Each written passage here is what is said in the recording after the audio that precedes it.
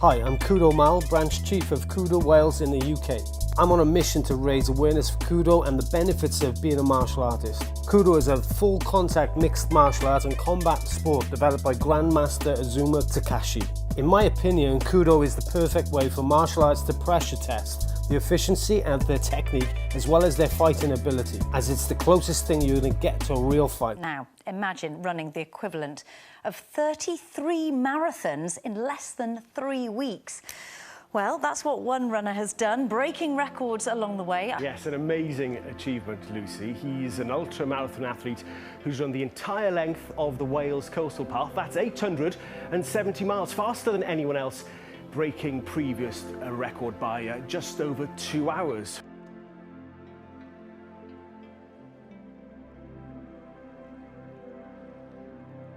Runner from Penarth has covered 40 miles a day on average.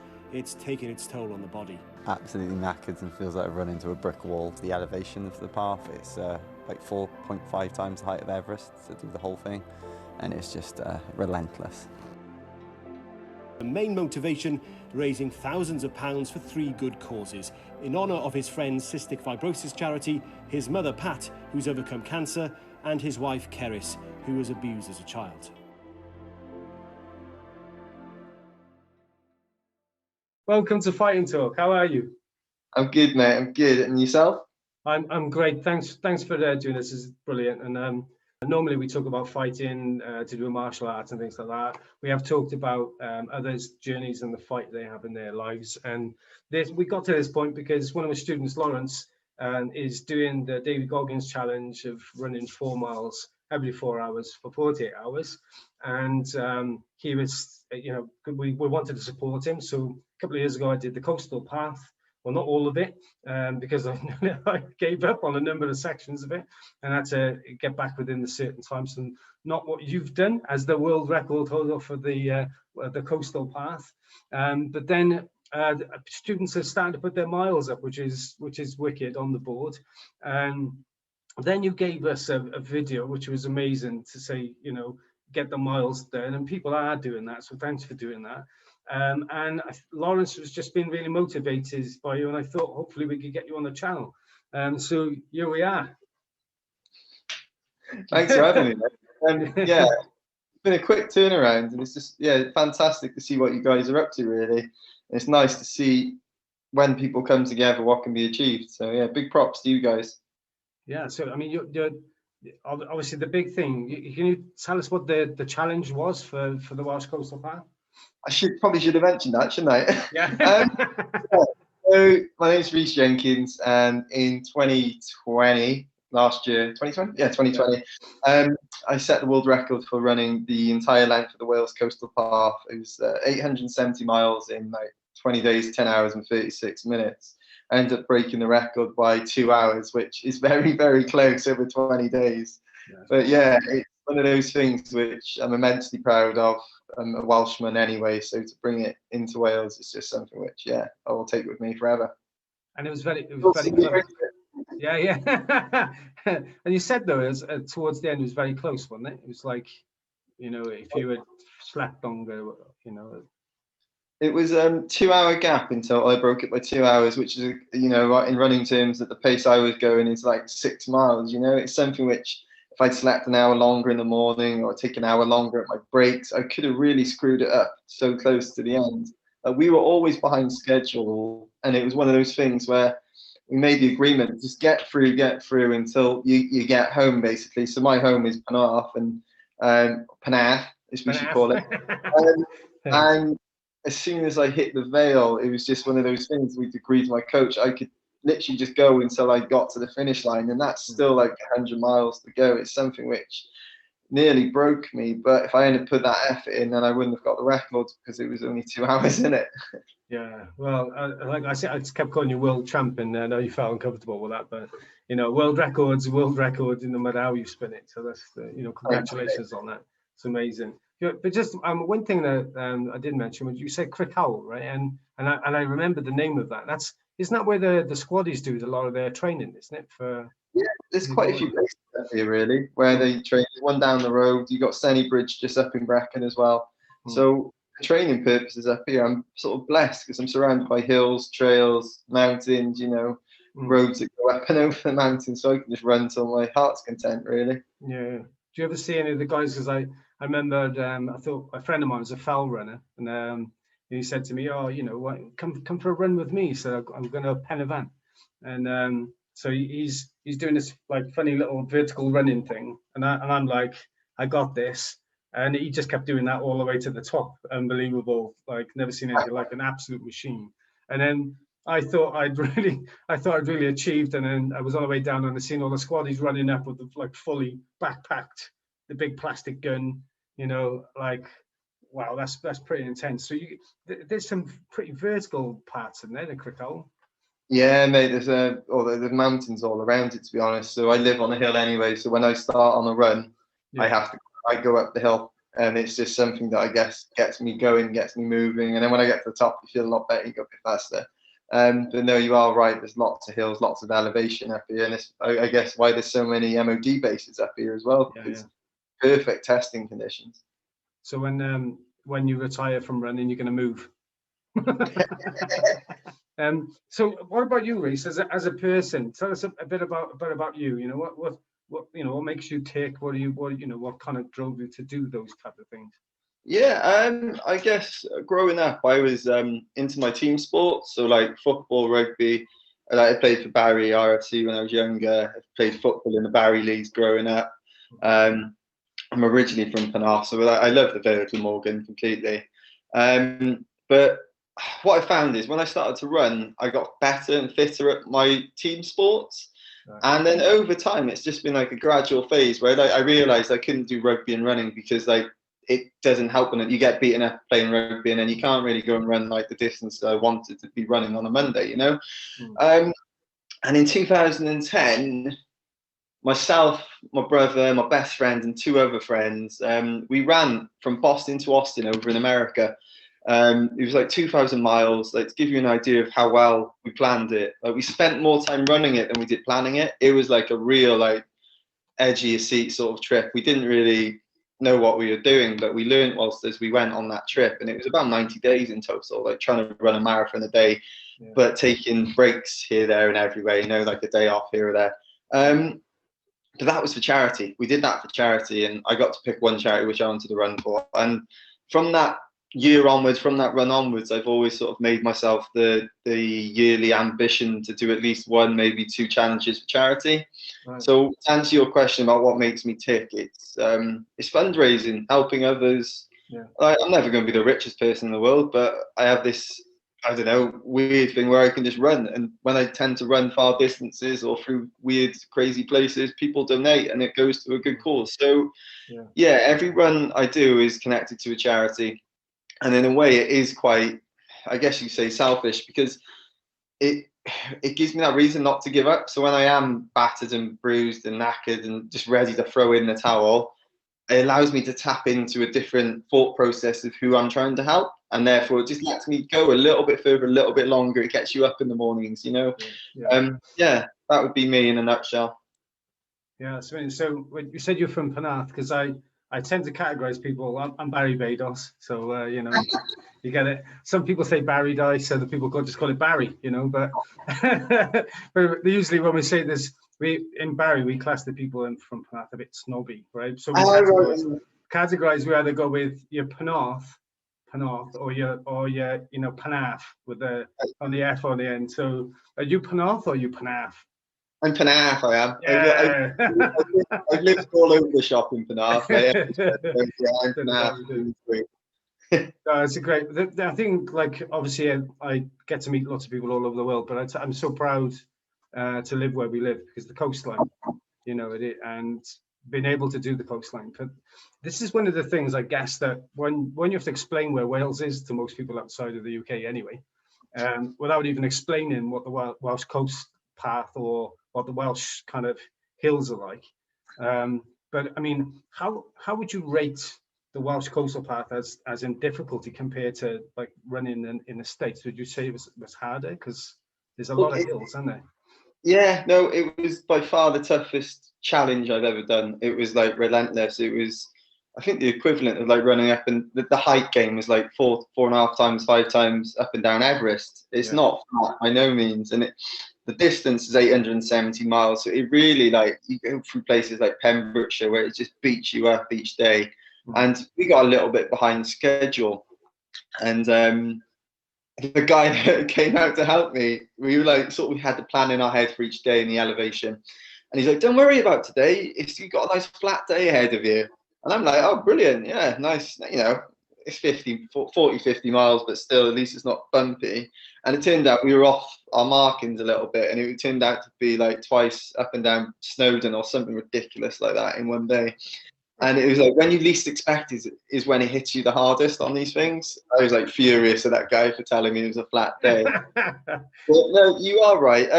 Humor. Wales is like, when people ask you about Wales, they sort of go, oh, where is it? And you're like, oh, unfortunately, you have to say it's to the left of England. And then they're like, oh, right, yeah, that place. Yeah. But like, from what I found is when I talk to people or show them images of the runs, and like, I'm quite big on Instagram, like in terms of like I share a lot on there.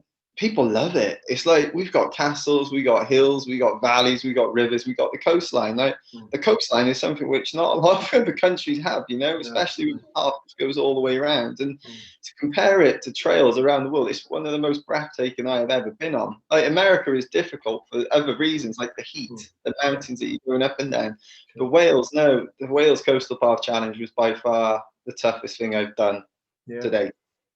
Well, I was thinking about the comparison that, you know, when I started doing some of the more endurance, nothing like what you did, but, you know, I did John go to Land's End on a bike, and that was nothing.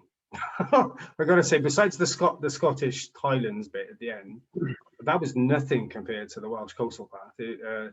And you know, it's you know, it was a real challenge, and the guys came together, and that's why I'm glad that we're able to do this and you know, speak about what Lawrence is going to be doing and things. But I suppose that's the next bit I want to get onto, is the kind of the psychology behind what you do, because I found that as a martial artist, I've kind of hit certain peaks to do with certain gradients and fighting and things like that, where you have to put yourself on the line.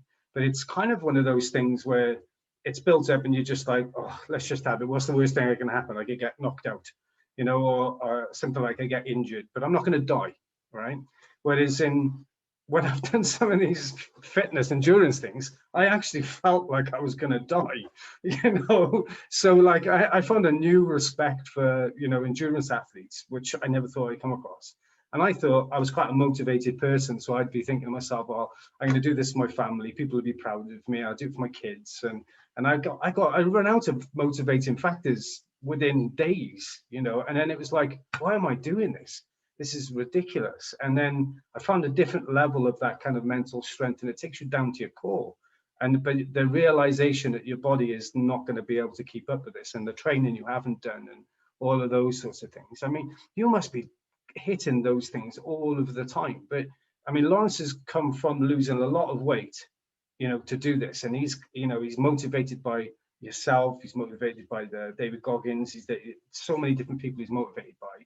But you know, what advice would you give to someone that wants to do an endurance event and keep themselves kind of motivated? You know, yeah, that's a tough one.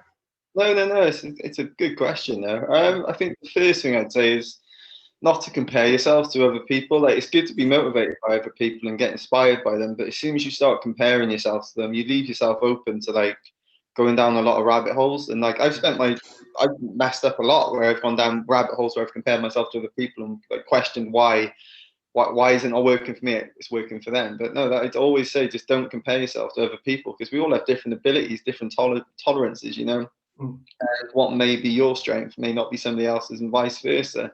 So starting off, yeah, don't compare yourself to other people. But when you're going into like these sort of things, I think life experience has really helped me in terms of the more shit you get in your life, the more grit you get when you go into these things. Like, it gives you another layer to peel off. And then you said then when you're going down into like your core and stuff, it just gives you another layer to rip apart as you're going through the process. And I always throw charity in there because I love helping other causes and stuff. But it also, like I said, it's a selfish thing as well, because it gives me another reason not to throw in the towel. Yeah, I think that was what I would say anyway. Yeah, because don't you think that, you know, like we said, when you get to that part, that's it, you're in your body and you're trying to make yourself more efficient, I guess, in whatever you're doing. Like if you're running, like on the bike, I found that I turn my feet, because I walk duck-footed. I'm not ashamed to say that. I used to say that, you know. So then, but I put my cleats in the bike to be perfectly straight, and my knees were going bang, bang, bang, bang all over the place. So, you know, it's those adjustments. So, I mean, for Lawrence now, he's going to be running, obviously, every 4 hours is 4 miles. Was there anything about the technique of running you think that you would? So when I set off with all this running and stuff, I was like, yeah, I just want to set my PBs and like go the fastest I can. And then I realized actually to go faster over a further distance, you actually have to go slower, because it allows you to hold more energy towards the end. And like one of the best races I've ever had was 145 miles, where I really held off the pressure cooker until like the last 13 miles. And then I just literally let go and let loose on it. And I ended up running the fastest 13 miles on like that stretch the whole race for me, and like ended up coming like in the top 10, which was like, for me, I was like over the moon with that. But it is a case of, yeah, like everybody's different. Like you said about the way you walk is like a little bit dark. Yeah. The way I run is really weird. Like when I sprint, I look like a chicken. Like my feet are really quick. And like, they used to call me Chicken Run when I was younger. That transpired into like Burger Boy, because I ended up eating too many burgers. But my running technique is not normal. It is like short-footed, short strides. It does help me though, because all right, I hit the floor a lot more often than other people, but when I hit the floor, I'm not hitting it as hard as other people who are taking bigger strides. So my running technique, it looks like I've pulled the muscle. It looks like I'm injured when I'm running, but I'm not. I'm just holding my muscles in the right position I need to be in. And when it comes to Lawrence's challenge in particular, it would be really handy for him to, like, I've noticed, if you can monitor your heart rate. So when you go up a hill, you work harder than if you're going down the hill, don't you? But if you're tired, your heart rate's going to go lower. But if you've got a load of caffeine in you, it's going to go higher. By monitoring your heart rate during these events, it just means you can keep your energy level or what you're actually outputting at a reasonable level. Because sometimes you may feel like you're not working hard, but you're actually busting the gut and your heart is working like overtime.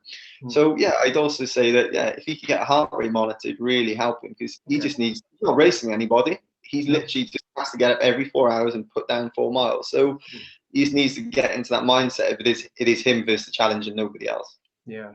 Do you think the sleep, I mean, did you experience that yourself with the sleep deprivation? And because obviously when you were trying to cover so many hours, because I suppose for me it was when I was looking at the challenge, I was thinking myself, you've got the physical part where you can pace yourself, but if you're going slow, I suppose your mind is very keen, isn't it, to get it done, you know? Because I, like when I said 4 hours, I think that's got to be the hardest part. I just want to get it done. I want to do it like, let's just get all of it done, right, until you die and collapse on the floor. So, you know, his mind is going to be surely playing against the sleep deprivation, isn't it? Completely, but like if he just sees it as 4 hour day, 4 hour days, rather than looking at it as, a lot of 4 hour block, you should do the run, get it done in a nice controlled manner, so he's not really sweating too much, he's not feeling like he's busting the gut to get home. But then when he comes back, he's like limbering up, stretching, taking on like all your food and your calories and your drinks. As soon as you, like 20 minutes after you finish, get him down you.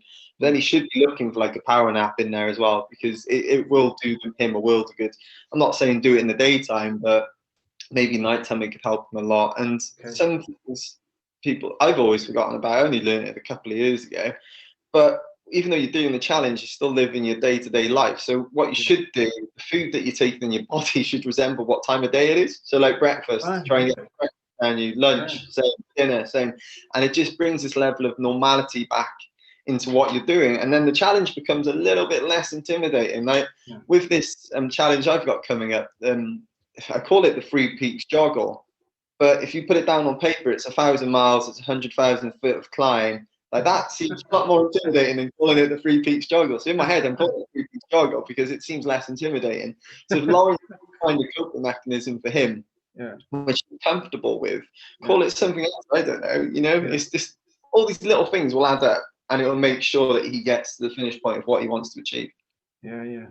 Do you feel like that? Because and That's no jog, is it? But you know, there's one of the key parts that I really enjoyed in what I was doing for a living. I'm still doing it for a living, actually, thinking about it. Is rational detachment, and that's what you're talking about, isn't it? Rationalizing kind of the situation ahead. And one thing of when you're doing long distance is that you start to realize the world is not as big as you think it is, right? Did you get that feeling? Yeah, completely. With the Wales Coastal Park, I know I'm barking on about it, Yeah. but it's weird. Like I got to a point just outside Aberystwyth, and like you're high up on the park. You've just been past that section yourself. Yeah. Boiling hot, lovely day, blue skies. Like could have been anywhere in the world. And like I look to my right and I can see North Wales. I look to my left and I can see South Wales. And it was just one of those things in my life where it was like, ah, shit, this is how far I've come. But actually, I can see the length of the country in one eyesight, which is just pretty bonkers, really. So, yeah. I felt this one thing, you know, like you're saying about rationalizing it is, I don't know how many times you give up, right? Because even though you start somewhere and end up somewhere, in between you must have given up a number of times in your head. And that's got to be completely normal as well, isn't it? It's hard because you really want to, especially over a case of like 20 days, you don't really want to go into those dark, you will go into those dark places, but you need people and your coping mechanisms to pull yourself back out again. Like it's natural to feel bad, knackered, tired, pissed off of the world when you're putting that much energy out of your body each day. But if you have the right support network and like I said, the right mindset when it comes to it and rationalizing these things, you can usually, I speak to people sometimes and they ask about ultras and stuff. And sometimes they are marathon runners and they've run 26 miles. And I say to them, well, if you sat down at that end of that marathon, had a good feast and, you know, rested up for an hour, do you reckon you could go another 3 miles? And they're like, yeah. Well, that's an ultra. That's pretty much an ultra. Like 30 miles and above is what people class as an ultra. But by normalizing it, by having to stop at the end of the marathon, people feel like it's more achievable, and it is achievable, especially when you're doing like challenges, which I know Lawrence is doing Brecon to Cardiff as well, isn't he? Yeah.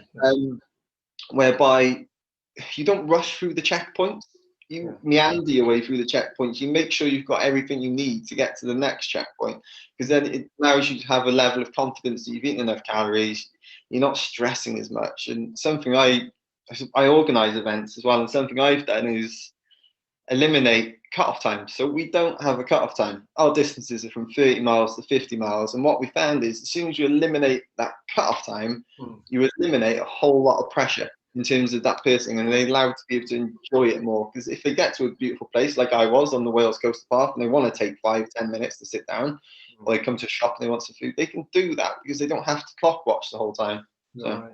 Yeah.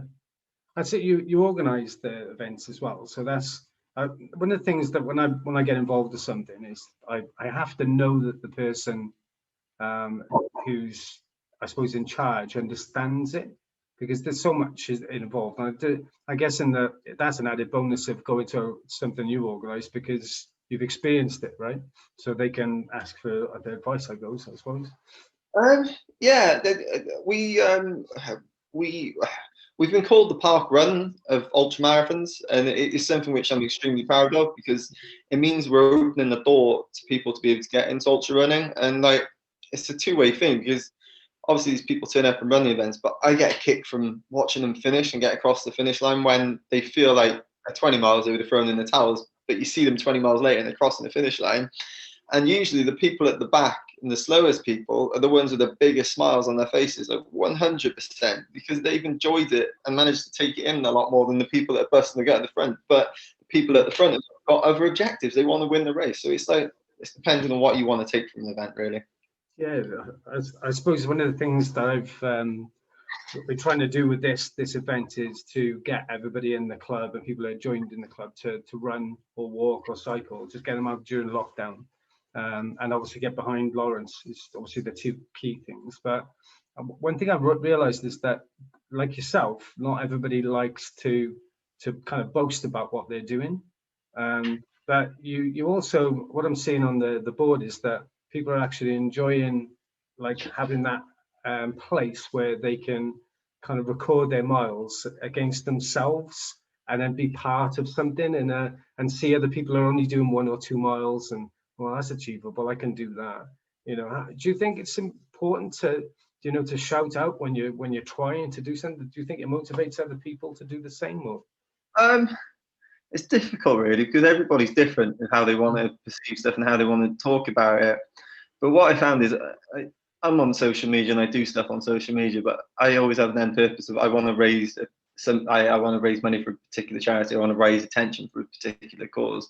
So in my head, the more eyes I can get on me or as a runner, what we're doing, the more money and more attention we get.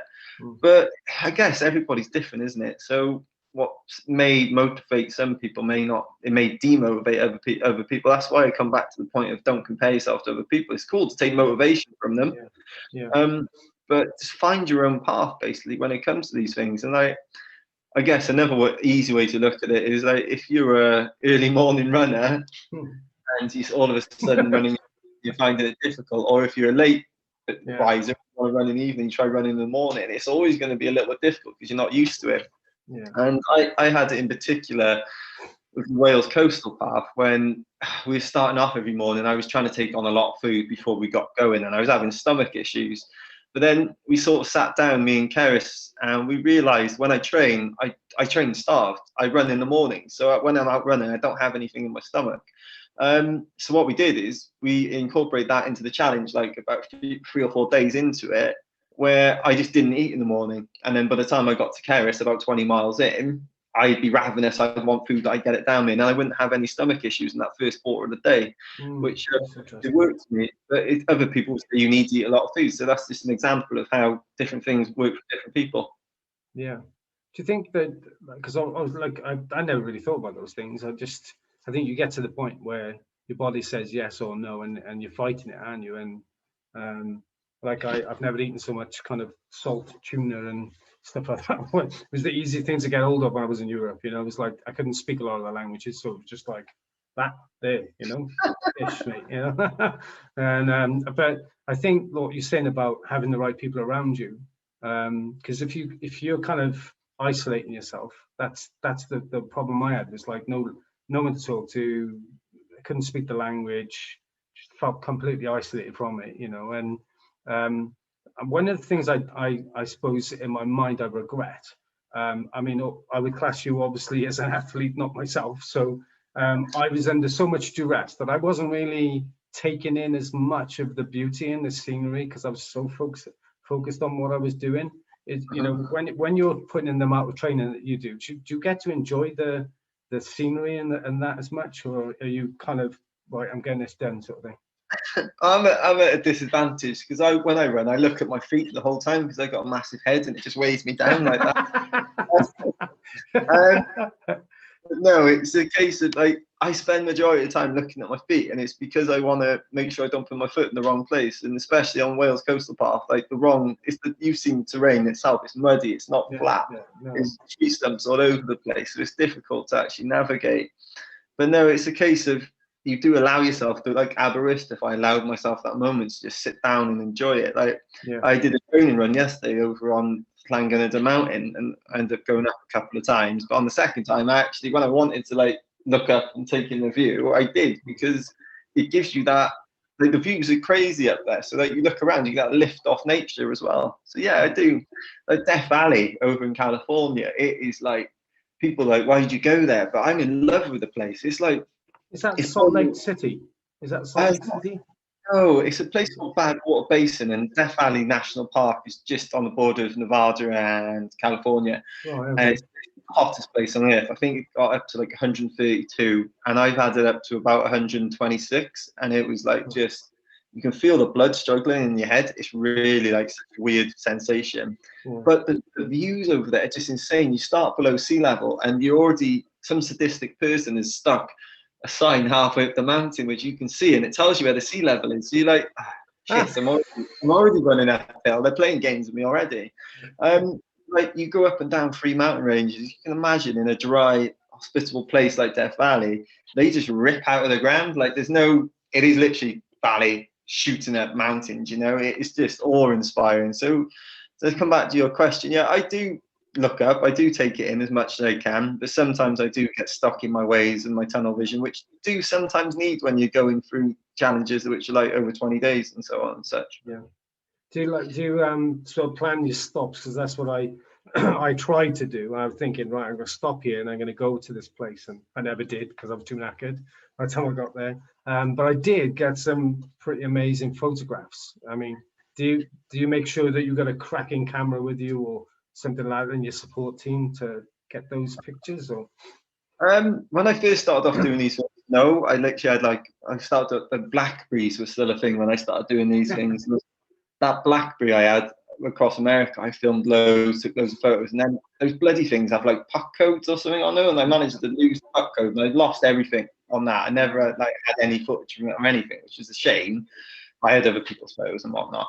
But with the Wales Coastal Path, I was lucky enough to have a documentary team come out and want to film it. So they actually spent, I think it was like 13 out of the 20 days with us. So they had like full access of what we were doing. And they actually finished, I think like 2 days ago, the first draft of it. So it's something which in a few weeks I should be able to watch back what actually happened. And that will be the first ever time that I've had that opportunity to actually see what went on, because my whole perspective was absolutely ruined like by the second week, because I was just in a complete frazzle with my mind. It's all over the place. So it'd be great to see what happened and then what's been recorded, like to see what the difference was and how I saw things at the time. Forest had loads of hornet nests, but the hornet nests were like in the steps. They was like wooden steps, so they were built, they burrowed their way into these steps, and you have to walk across these, so you're getting stung.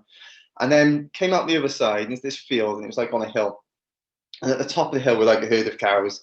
And I was just like, I was quite confident. I was just like, oh, I'll just go through the field. Went through the field, and something obviously startled them, probably me. And they just started running down the hill towards me. And the person I was with was completely oblivious. Like, if they hit you, you're gonna, you're not gonna be getting back up. And all I could do was like take my walking sticks and put them in front of me and like just start shouting at these cows. And I'm like, no cow, no cow. And like before it was with me, it must have been like I'd lost my mind completely. Like, when we came out of the field, I saw Keris, and she could see my face gone like completely pale. And she's like, "You okay?" And I was like, "No." And I described it to her like Simba from The Lion King when he gets stampeded by all those wildebeest. And the unfortunate thing to me is they've got it all on video as well, so I can't even like deny that I actually did that. Well, when I worked on a farm, obviously it was Amelia Trust for a long time, and the farmers used to say if the cow started coming towards you, you had to put your arms up, make yourself really big, and hiss. So, right. I don't know if that's true. I might be leading you down the wrong path, but it worked. I looked a complete idiot. but making yourself large is supposedly meant to work. But yeah, where were we anyway? I totally forgot what I was saying now. Ooh, can't remember that. Oh, you're about the video, and the video is coming out, right? Yeah. See back what you did. It should be pretty cool, and they're going to release it on or the National Running Show are going to showcase it for us and get it out to people on YouTube, so it's free to watch and stuff. So yeah, good luck to you if you want to watch it. I will. Honestly, is that I think what kind of is interesting people is when they've had an experience somewhere along that lines, and then it broadens your mind, and it does make you to aspire to do bigger things. Now, one of the guys I met through lockdown, because I started this channel at the beginning of lockdown in March, because to be honest, I'm really in the house long enough to sit and do these things anyway. So I thought, well, let's make this a positive experience. And I met a guy called Les Booker, and he uses karate for mental health. And personally, when I look at that angle, as a martial artist, I'm quite a hard-end martial artist. So I like the kind of full contact and the mixed martial arts sort of end of it. But I also practice Tai Chi exercise. So it's just very soft movement, and it's very much just mobility exercises if you kind of think about it. It's just moving the hips, looking after the knees, ankles, and things. And I've created a really good community for that. And Les said to me about karate for that mental health, and I could see it, but then I couldn't see it. But then I also thought, in preparation to speak to you, that the running, do you think that running itself has got that kind of a real positive effect on mental health and conditions and maintaining your mental health? Yeah, I have this discussion with my wife quite often. And it's basically it is my escapism in terms of like it's my de-stressing. It's allowing me to go out and think about stuff and sort of come to get arrangements in my head of what's going to happen in certain life situations and whatnot. It just allows you to sort of, well, you are just running, you're breathing, you know, it gets you in that, in a way. Some of the best miles I've ever done, it's been like when I felt like I'm meditating in a way, because you allow your mind to drift off and you literally step away from the pain in a way. Like, it doesn't happen all the time, but when it does, it's pretty special, should we say. But no, usually with these things, you're in the middle of nature, out in absolutely beautiful places. Like Death Valley is beautiful, but boiling hot. But you still, it's like what you want to be doing. It's a happy place. Don't get me wrong, it's not always a happy place. Sometimes you're in a bad place. But you take a second, you breathe, and then you get going again, and usually you can pull yourself out of it. So yeah, to me, running is an escapism, and it is good for my mental health. Like, if you caught me on a day when I've been running, I'm probably going to be a moody old git, because I haven't had that exertion of energy, you know. That's usually a Sunday. Yeah, so really, okay. I was glad it's not that then. But yeah, I suppose it's that kind of level of, that's why I was saying about like karate, I suppose, is exerting a fair bit of effort compared to the Tai Chi. But then I've also had that experience. It's when your body's efficient, isn't it? You know, when you really are kind of at that everything's together, mind, you know, soul, body, the whole thing's going on, isn't it? You know what? When that happens, I usually stop sweating. And it's weird because I sweat profusely. Like, I'll go out for a run 2-3 miles and I'm dripping. But I find after a point, your body it becomes a normal, and you actually start drying up. It's weird. That's one thing I have noticed. When I become really relaxed, I'm not sweating as much as I would be when I'm running. Which is it's usually about like 80 miles in. But well, it's not like, there's a few people I know that's like, all right, that's when you've plateaued and you've like it's that self-actualization, or it's that belief, or it's, you know, everything's come together. And I suppose we aim for that. So, you know, was there anybody in particular that motivated you or continues to motivate you with your running? Because I found it helpful. So there's a few people in my life that have managed to do that. So when I got into running in like 2006, when I went to work at a summer camp over in the USA, and my best friend now, Rusty Tolliver, I knew what running was, but I never really, you know, I was rugby, football. I was just like, just give me something to kick or throw and I'll be happy. But running over there was just beautiful. You're just in the middle of nowhere, like Pennsylvania, so you're up in the hills and like altitude training, and it got me into running. So Rusty is one of those people that sort of inspired me into running in the first instance. But like, my wife, we've been together like 5 years now, and she's also an inspiration to me in the fact that she's gone through a load of shit in her life. And like, a lot of the reason why we fundraise is to, well, growing up as a child, she was sexually abused, and it's something that we believe still today is a taboo subject, and it's something which both of us work tirelessly behind the scenes, trying to make it less of a taboo subject. And this is why this year now, with this new challenge, we're only doing it for a child abuse charity, and it's to make sure that when we do press or when we do speak to people, there's one reason why we're running, and that's it. So she's also an inspiration to me.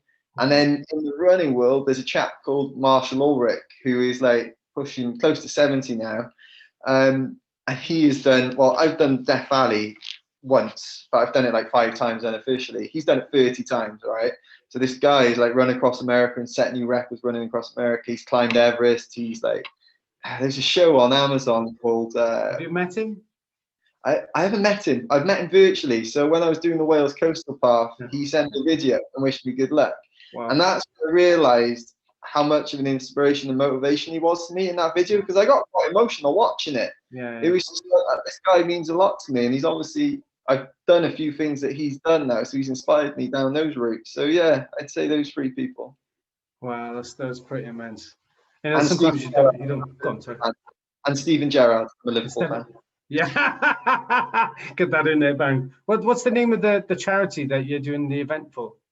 So we're doing it for Lucy Faithfull's Foundation, and their idea is that child abuse is not inevitable. You know, it's something which if we talk about it more, we can actually stop it.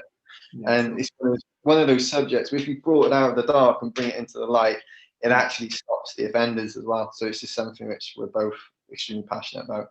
Okay, well, you know, I'd like to help with that afterwards. Lawrence does this. If we can help in any way, then we will. Yeah, it's again, working with children for so long. You know, you can say that some people feel desensitized by it, but it's, you know, like you're saying, you're educating people, aren't you, by raising awareness, by pushing the charity forward. So that's great. It's really good stuff.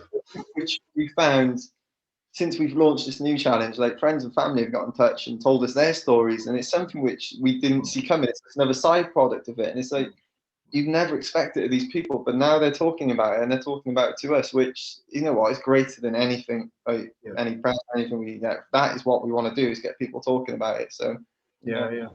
No, it's brilliant. You know, it's like like you said about being a taboo. Some people, when, you know, like a lot of the kids that I work with, they would introduce to you, when you say, oh, who are you? They'll tell you a name, and they'll tell you immediately the bad things that have happened, because, you know, they've embraced it as part of who they are, and they're past it, you know. And I think that's so much strength shows, isn't it? They don't let it define them. They literally step up and they're like, right, okay, well, let's deal with it. And like Keris is a fine example of that. She literally will talk about it to anyone and everyone about it, because it makes her feel better first off, and then she realizes if she's talking about it, somebody else may understand, and they may have gone through something similar, and then they'll talk about it. So support, like it's been really nice actually hearing the level of support that you're getting when you're doing these things. Clearly, definitely one of those parts. My wife's brilliant on, you know, in the support. She doesn't always know how to support me, because I'm probably a lot more miserable than you when I'm training and doing things. I promise you. I don't even know how I'm still married, if I'm honest. It's like, but you know, at the end of the day, it's that vision, and if the person gets on board with the vision, they support you right the way through to the end, don't they? And yeah, I completely agree with you. Yeah. So I'm hoping that Lawrence is going to get a fair bit from this, and a lot of other people actually. I hope we've you know, raised awareness of lots of things. And like I said, fighting talk, pretty much this is very much what it is. It's everybody's got a different fight and a different battle, and you know, COVID's been quite difficult, I think, for a lot of people. I'm just back to running, and I can honestly say I don't enjoy it at all. So I can't be an ambassador for running. Maybe as the year goes on, and I'm a little bit more intelligent with the way that I'm running. But it's, you know, you're definitely an inspiration. It's been great to look at the stuff that you've been doing. I'm going to continue to stalk you for quite some time now, and you know, if there's obviously, like, as much as you have helped us, obviously there needs to be the return to that as well. So thanks for doing this. You know, have a great day. We'll catch you. But I'm just, for one thing, because you spend so many miles, any chance you could donate 4 miles to Lawrence around about that time? Of course, mate, no problem at all. 100%. If you need me to run any miles, just drop me a message and let me know when. Like I said, not on a Sunday. Not on a Sunday. Well, he's starting on a Saturday, isn't he? So he'll have to go Saturday. Yeah, miles on a Saturday, and I'll send him some stuff in the post. But yeah, you're a star. Thanks very much, and all the best to you and your wife. Hey, thank you so much, Matt. Take it easy. Take care, mate. All right.